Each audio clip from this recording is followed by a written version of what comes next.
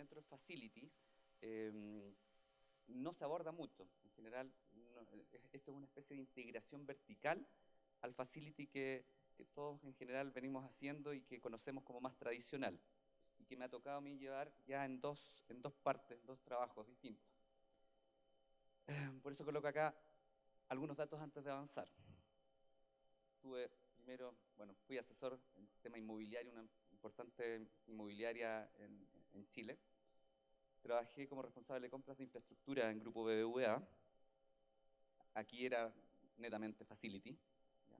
En Banco Estado, que es el banco, digamos, del Estado de Chile, me tocó ser jefe de compras inmobiliarias y infraestructura. Y que aquí ya empecé a ver un poquito más la integración vertical del facility, no tanto los alcances habituales que estamos acostumbrados a tomar. Y finalmente en Petrobras, cargo actual, en Santiago de Chile. El alcance habitual. Bueno, el alcance habitual es el que les estaba comentando. Nosotros estamos acostumbrados a tomar dentro del facility habitual la gestión de portafolio, por ejemplo. ¿Ya? Pagamos los arriendos, pagamos los gastos comunes. Por otra parte vemos la gestión de espacios, lo que comentaba Liliana también, en el fondo de los layouts, cómo distribuimos los espacios. Somos dueños de los espacios, nosotros los administramos, tratamos de hacerlo más eficiente, de dar un mejor uso. También vemos las remodelaciones, ¿cierto? Y también hacemos mantención correctiva y preventiva. Eso es como que el alcance habitual.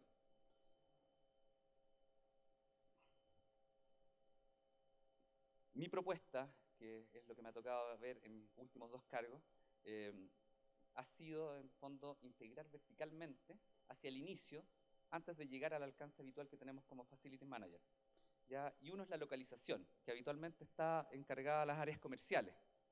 Particularmente, no sé si es suerte o coincidencia, me ha tocado a mí buscar la localización, ver la negociación y también el cierre inmobiliario, o sea, lo que viene previo a lo que nos toca administrar en forma posterior. En este sentido hay varios conceptos básicos que son interesantes de comentar, que son por ejemplo la vacancia, la velocidad de venta, los cánones de arriendo, cánones de venta, factibilidades técnicas y administrativas, los brokers, que pueden ser nuestros mejores aliados o también nuestro principal enemigo, ¿ya? Y las cláusulas de salida. En cuanto a la localización, ya tenemos que tener varios puntos súper claros en términos, ya esto me estoy yendo a un tema súper inmobiliario, que es la producción del suelo urbano dentro de las ciudades. Tenemos que tener claro cuál es la dotación básica que nosotros necesitamos tener de acuerdo al inmueble que estamos buscando y el tipo de industria que seamos. ¿Cuál es nuestro tipo de empresa, en el fondo? Si somos industria, si somos servicios, si somos banca. A mí me ha tocado hacer hoy día una parte de energía, que son estaciones de servicio, que son edificios, que hay planta industrial también, y antes en la banca, que eran edificios corporativos, incluso hasta complejos deportivos, y muchas sucursales. En el contexto de ciudad es súper importante saber cómo nos distribuimos. Yo me he dado cuenta acá, llevo un par de días en Colombia, y se distribuye muy similar a cómo funciona Santiago, en cuanto al estrato socioeconómico, a dónde están las industrias, es muy similar. Por la cordillera, el norte, el sur, es bastante similar. Si ustedes conocen Santiago, podrán corregirme o no, pero me he dado cuenta que funciona bastante parecido el contexto de ciudad. Los precios de suelo, hay que tenerlo sumamente claro y obviamente ver distintos tipos de alternativas que nosotros podemos ver, porque se van a dar cuenta que en la localización existen varios puntos dentro de la ciudad que pueden cumplir cabalmente con nuestra expectativa o los que nos pide el área comercial. Y bueno, externalidades que pueden ser obviamente de tipo que podemos tener de repente algún vertedero cercano o alguna cárcel o algún otro elemento dentro de la ciudad que nos pueda jugar a favor o en contra. Bueno, lo que les comentaba en tema de la localización, cómo se mueve la ciudad, los flujos peatonales y vehiculares. Dependiendo del tipo de industria o del tipo de mercado al que nosotros estamos apuntando, esto es totalmente, o sea, es la base. ¿A qué me refiero? Por ejemplo, ¿cómo funcionan ustedes? Ustedes cuando van en la mañana a sus trabajos no se van a detener a comprar un mini market, a no ser que sea una urgencia. Difícilmente van a pasar a echar combustible en la mañana, tampoco van a pasar a una farmacia. ¿Ya? Por lo tanto, ese flujo vehicular va a estar restringido a otro tipo de uso. Por ejemplo, uno en la mañana, si necesita hacer un trámite, probablemente necesite pasar a un banco. ¿Ya? Al revés, en la tarde, cuando ustedes van de vuelta a sus hogares, sí probablemente necesiten pasar a una farmacia, a un minimarket o a comprar algo. En ese sentido, es como funciona un poco para entender el concepto, dónde van a estar o un banco, o una empresa de retail, o un minimarket, etc. Aquí quise colocar la gradiente del suelo del modelo de Alonso, que es un modelo bastante antiguo, es bien teórico, y que se remonta al concepto de uso de suelo agrícola, básicamente. Que en el fondo, ¿en qué consistía? Que mientras más cerca estaba el agricultor del mercado, mejores condiciones comerciales tenía. Y esto en cierta medida, esta gradiente se aplica un poco a las ciudades, en el sentido de que mientras más cerca estamos del centro comercial, el precio del suelo es más caro. Y mientras más nos alejamos, eso se va disminuyendo. Eso es teórico, porque en la práctica nos damos cuenta que dentro de la ciudad existen varios de estas gradientes, ya que se van intersectando. Y en ese sentido es cómo va funcionando la ciudad. Ustedes primeramente tienen que obviamente conocer cómo funciona la ciudad donde están o donde necesitan localizar el punto. Si ya localizamos el punto, nos tenemos que ir a la negociación, ¿ya? Y ahí yo mencionaba el concepto de brokers. Brokers básicamente son las empresas que se dedican a ubicar inmuebles, ya sea para arriendo o para venta. Yo les decía, pueden ser su mejor aliado, también pueden ser su mejor enemigo. Dependiendo de la empresa, a mí me ha tocado ver. O sea, cuando yo estaba en Banco Estado, no trabajaba con brokers, porque cada vez que yo llegaba a un broker, en vez de cobrarme 10, me querían cobrar 20.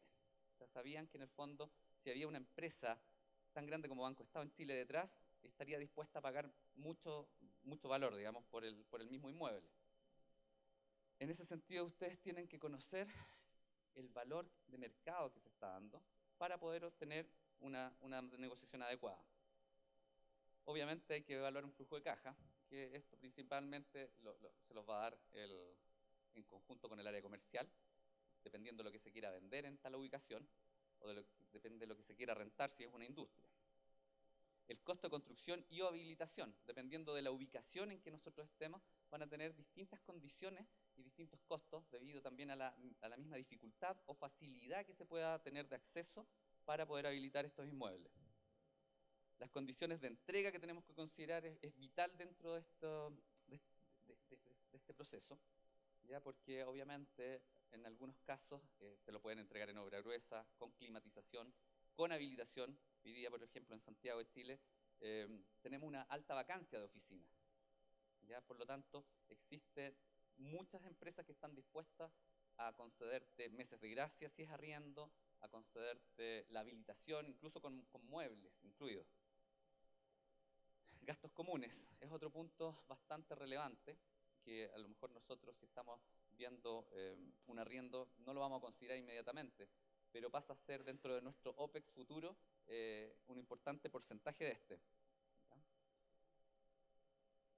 Bueno, tenemos otro punto súper importante y que mencionaban, no recuerdo el nombre, pero en el bloque anterior, de la Universidad de Colombia, Nacional de Colombia, mencionaba que tenía muchos edificios antiguos, y eso también es un punto súper relevante para todos acá que sabemos lo que cuesta mantener cuando el edificio tiene una cierta cantidad de años. Los costos obviamente de mantención se elevan, empezamos a tener problemas con griferías, con instalaciones eléctricas, con instalaciones sanitarias. Eso es un punto súper relevante si vamos a comprar un inmueble o vamos a arrendarlo. Los tipos de tramitación también que debemos considerar en distintas ciudades, en distintas comunas, en distintas provincias. En muchas partes son totalmente diferentes y eso obviamente puede hacer que un proyecto, en vez de que salga en 2 o 3 meses, se traduzca en 6 o 7 meses. Si ustedes no conocen esa reglamentación, probablemente el proyecto o el flujo de caja inicial que tenían considerado se les empiece o se les pueda caer. La forma de pago también es sumamente relevante dentro de la negociación, ¿ya? Y también hay que considerar si podemos, obviamente, aplazar estos mismos pagos, obviamente en temas financieros. Y coloco al final como punto de esto de la negociación, tener en consideración cuando nos toque renegociar algún arriendo. muchas veces, y sobre todo cuando uno toma un nuevo cargo, si se fijan acá, varias personas de los exponentes, algunos llevaban poco tiempo o estaban ingresando y les ha tocado hacer un montón de cosas. A mí particularmente, en ambos trabajos anteriores, mis cargos anteriores, me tocó renegociar muchos contratos de arriendo.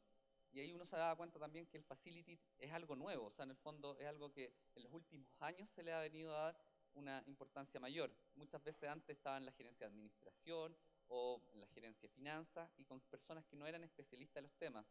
Por lo tanto, cuando había que realizar un arriendo, eh, se consideraban los valores de precio lista. Y los valores del precio lista no necesariamente conversan con los valores de mercado. Entonces, cuando a uno le toca renegociar, a veces puede ser muy fácil, es como encontrar un diamante en bruto. Te das cuenta que el valor que se negoció ese arriendo, por ejemplo, era un valor bastante alto y con las condiciones de mercado actual y con el conocimiento que podemos nosotros manejar, nos permite realmente obtener beneficios de esto haciendo una renegociación. Finalmente, respecto al cierre comercial, yo acá he hecho dos divisiones, obviamente, porque si es compra o si es arriendo, lo que estamos nosotros negociando. Si es compra, obviamente tenemos que considerar siempre una promesa, ¿ya? Y en esta promesa tenemos que tener clarísimo incorporar multas por retracto. Si el inmueble que nosotros estamos buscando realmente es conveniente, lo estamos logrando cerrar a un muy buen precio, tenemos que tratar de evitar que nuestra contraparte se arrepienta. ¿Y cómo podemos evitarlo? Colocando multas adecuadas y altas para evitar aquello. Y lo otro es también considerar siempre cláusulas de salida, en caso de que el proyecto no sea viable. Porque si nosotros estamos haciendo una promesa, lo más probable es que queremos cerrar el inmueble porque comercialmente nos gusta u operacionalmente nos sirve porque está cerca de nuestros clientes, de nuestros proveedores. Por lo tanto, no queremos perder ese inmueble. Pero tampoco tenemos tan claro, en forma tan rápida, si la municipalidad o la comuna o la provincia nos permitirá hacer el negocio o el proyecto que queremos desarrollar. Por lo tanto, tenemos que tener también nosotros una cláusula salida en que técnicamente el proyecto no sea viable. En el caso de arriendo, básicamente tenemos que considerar las mismas condiciones, ¿ya? Pero siempre también considerar una salida en algún determinado mes. Siempre, digamos, le aconsejo considerar estas cláusulas. A mí me ha tocado encontrar varios contratos antiguos de hace más de 4 o 5 años que no consideraban esta condición. Y si el negocio es dinámico en general, por lo tanto, tenemos que tener cláusulas que nos permitan echar reversa, ¿ya? Y finalmente, en el arriendo también, lo que ya les había comentado, dejar bien pactado las condiciones técnicas que considera el equipamiento. Si considera climatización, si considera alojamiento, estructurado de datos, instalaciones eléctricas, etc. Eso es. Esta es la presentación.